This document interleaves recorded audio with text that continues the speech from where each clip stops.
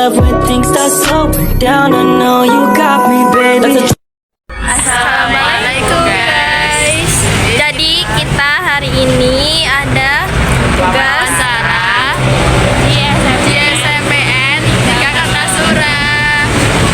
Kita dari kelompok 7 sudah mewawancarai salah satu guru PAI di sini tentang moral dan keagamaan peserta didik di SMP 3 ini guys.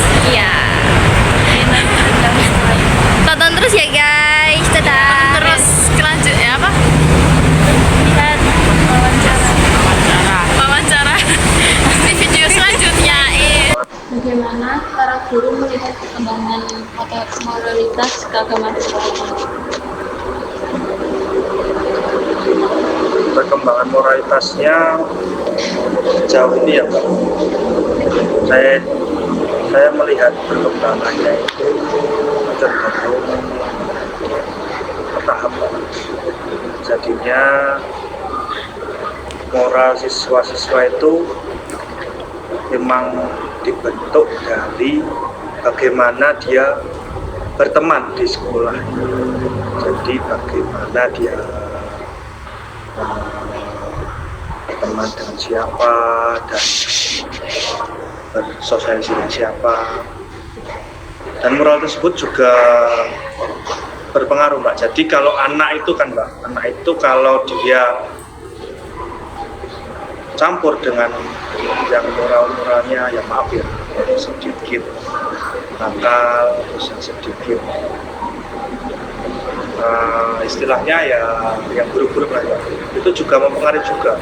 Di sini tuh ada satu kelas yang anaknya itu sebenarnya dia kelas 7 itu tipikalnya baik Pak, tapi pada saat naik ke kelas 8 campur dengan anak-anak yang moralnya yang dikatakan buruk lah Pak, itu juga dia terpengaruh juga. Jadi kayak gitulah Pak. Pertanyaan kedua itu, apa saja program kegiatan yang diadakan untuk mendukung perkembangan moralitas keagamaan para siswa? Kalau di sini banyak Mbak programnya. Misal ya Mbak, setiap 1 bulan sekali itu biasanya diadakan Jumat rohani Mbak. Jadi kalau di sini tuh setiap Jumat pagi, kan di sini kan acaranya kan ada 4 Mbak. Yang Jumat pertama itu Jumat rohani, yang kedua Jumat sehat, yang ketiga itu Jumat kebersihan, yang terakhir itu Jumat untuk wali kelas Mbak. Nah, di Jumat rohani ini kita itu biasanya mengundangkan ustadz-ustadz. Entah itu kan kalau dari guru agama kita sendiri kan berpendidikan udah bosen gitu Pak. Jadi kita mengupayakan untuk mengundang dari luar supaya materi dan wawasan siswa itu semakin luas Pak. Dan selain itu kita juga ada program keagamaan untuk mendorong moralitas, itu juga ada setiap Senin. Itu cuma dikhususkan untuk kelas 7, yaitu program baca tulis Al-Quran. Jadi semua kelas 7 itu diwajibkan untuk mengikuti program BDA tersebut. Untuk supaya apa Mbak? Untuk supaya semua anak-anak yang besok lulus dari sini itu setidaknya kita sudah membekali apa itu namanya ayat Al-Quran. Tuh. Apalagi kemarin itu kita mengadakan Ramadan, itu baru pertama kali Mbak. Maksudnya kita acara ini pertama kali dengan pakai berat. Biasanya kan untuk tahun-tahun sebelumnya kan kegiatan Ramadan kita kan pesantren kilat kan.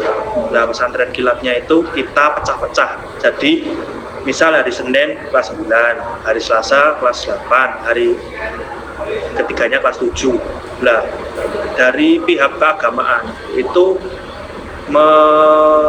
gimana ya Pak? Menyerentakkan semua 3 hari itu.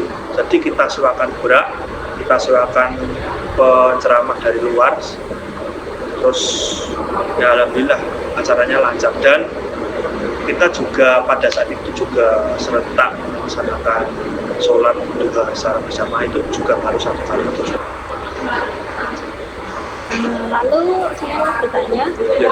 apa tantangan yang diambil setelah dalam membentuk karakter moral siswa di tengah perkembangan teknologi? Perkembangan teknologi, Pak. Ya, apakah ada tantangan gitu, Mas? Semestinya ada, Mbak, karena kita kan hidup di zaman di mana era digital berlangsung. Kalau di era saya itu kan era digitalnya kan masih belum Android.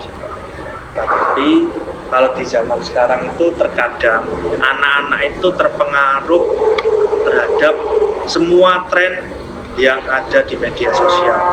Jadi anak-anak tersebut kalau trennya itu trennya yang buruk-buruk, misal contohnya yang biasanya tren itu kan di TikTok.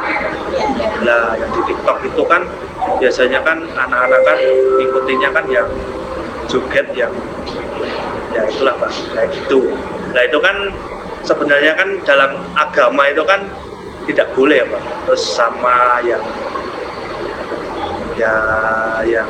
pakaiannya yang enggak yang apa tutup itulah Pak. Nah, itu kan kita kan juga menghadapi tantangan itu juga Pak. Jadi kita sebagai guru agama yang hidup di era digitalisasi ini juga harus memperhatikan murid yang terpengaruh tersebut Pak. Itu juga termasuk tantangan juga. Apa peran kegiatan seperti sholat berjamaah atau kajian lainnya dalam membentuk karakter siswa di sekolah ini? Perannya dalam membentuk karakter itu emang beda Mbak. Anak yang enggak sholat dan anak yang sholat duhur di masjid sekolah itu beda. Jadi kepribadian mereka itu beda. Anak yang sergap sholat duhur itu dia itu manut Mbak. Jadi istilahnya dia manut, terus biasanya anaknya juga pintar.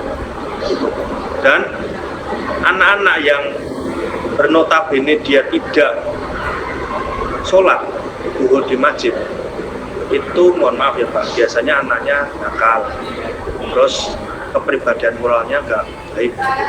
Itu saya titeni itu Pak. Jadi kegiatan apapun keagamaan di sekolah itu berpengaruh bagi saya. Terima kasih.